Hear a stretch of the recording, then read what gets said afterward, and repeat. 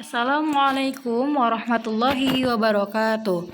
Baiklah anak-anakku, materi kita pada hari ini yaitu tentang tawadu, ikhlas, dan mohon pertolongan.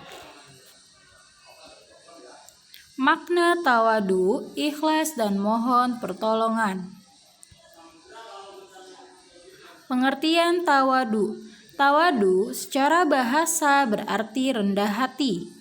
Lawan dari tawadu atau lawan dari rendah hati adalah takabur. Takabur artinya sombong. Tawadu kepada Allah Subhanahu wa Ta'ala adalah merendahkan diri dan hati kita di hadapan Allah Subhanahu wa Ta'ala yang dilandasi oleh kesadaran masing-masing. Kesadaran akan kebesaran dan keagungan Allah Subhanahu wa Ta'ala sebagai pencipta alam semesta. Jadi kita harus memiliki kesadaran bahwa kita harus memiliki kesadaran atas kebesaran Allah dan keagungan Allah Subhanahu wa Ta'ala sebagai pencipta alam semesta. Dilanjut. Di sini ada hadis riwayat Muslim. Bismillahirrahmanirrahim. Kita bacakan bersama-sama ya, Nak.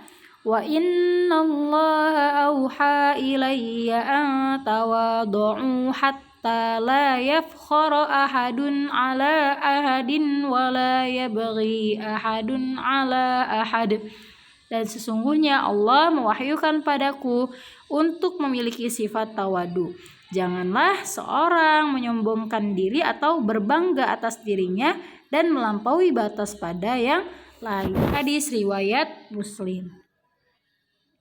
Contoh sikap tawadu dalam kehidupan sehari-hari bisa dilihat. Ini ada gambar, salah satunya yaitu menghormati kedua orang tua kita, ayah dan bunda ya. Menghormati orang yang lebih tua, bukan hanya orang tua saja. Kalau di sekolah siapa? Guru kita. Di rumah ada orang tua, kakek, ayah, bunda, kakak. Yang pasti umurnya lebih tua dari kita. Yang pasti umurnya lebih tua dari kita yang wajib kita hormati. Gemar menolong orang yang membutuhkan pertolongan. Jika ada orang yang membutuhkan pertolongan, baik yang tua maupun yang kecil, wajib kita tolong ya. Contohnya apa? Jika ada misalkan anak kecil hendak menyeberang jalan, kemudian dia tidak bisa, hendaknya kita bantu untuk menolongnya untuk menyeberang jalan.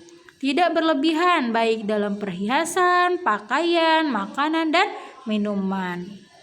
Boleh makan yang secukupnya saja, tidak boleh berlebihan. Jika kita sudah kenyang, jangan dipaksakan walaupun makanannya enak atau masih ada ya, secukupnya saja. Sopan santun dalam bertindak dan bersikap, sopan santun ya. Jika bertemu orang yang lebih tua, hendaknya bersalaman, mengucapkan salam, menyapa, bersikap dan bertindak yang lebih baik.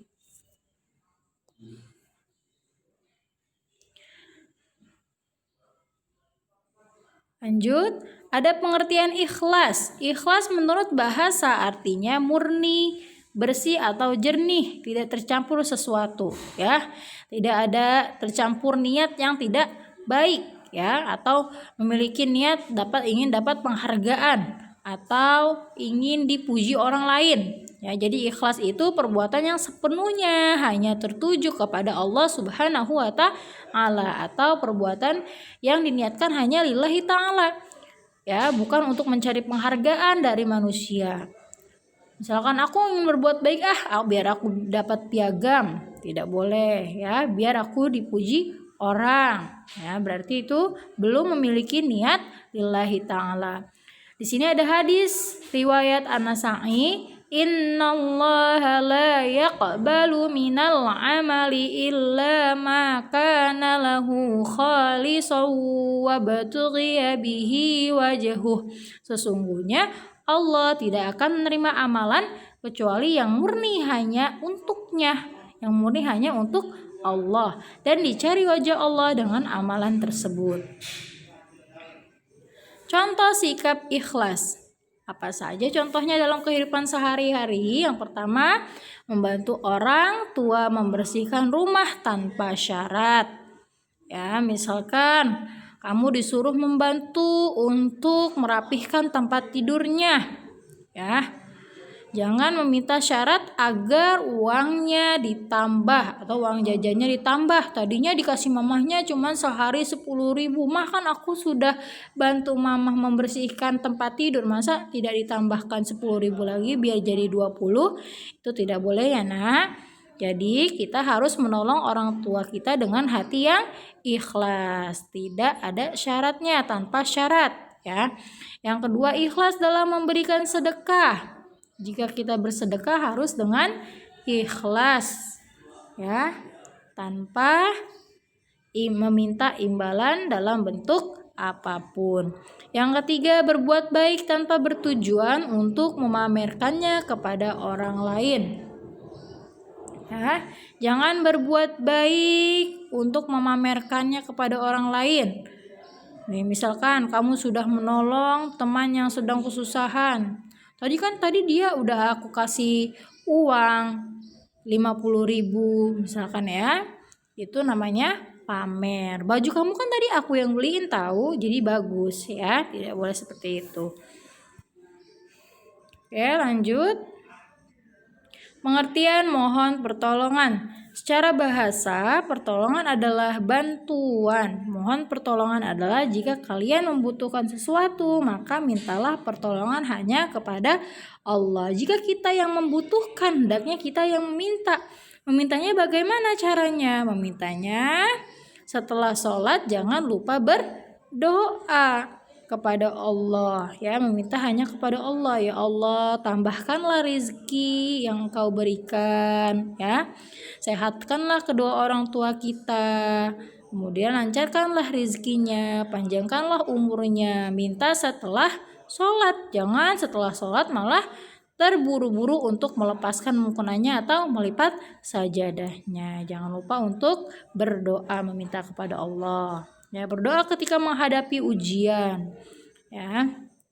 Dan yang ketiga, terakhir, tolong menolong dalam kebaikan. Misalkan temannya mengajak untuk bekerja bakti atau bekerja sama untuk merapihkan nih tempat ngaji atau TPA. Biasanya kan kita merapihkan TPA, disuruh ustadznya, ya nak kita rapihkan bersama-sama musolahnya biar rapi. Maka harus tolong menolong ya, bersama-sama untuk merapihkan tempat tersebut agar bersih.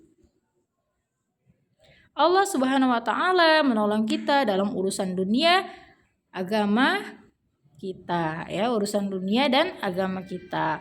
Allah Subhanahu wa taala hanya menerima perbuatan amal ibadah yang didasari oleh keikhlasan dan mencari keridhoannya. Baik, terima kasih. Mari kita ucapkan bersama-sama alhamdulillahirabbil alamin. Jangan lupa dibaca kembali buku paketnya. Wassalamualaikum warahmatullahi wabarakatuh.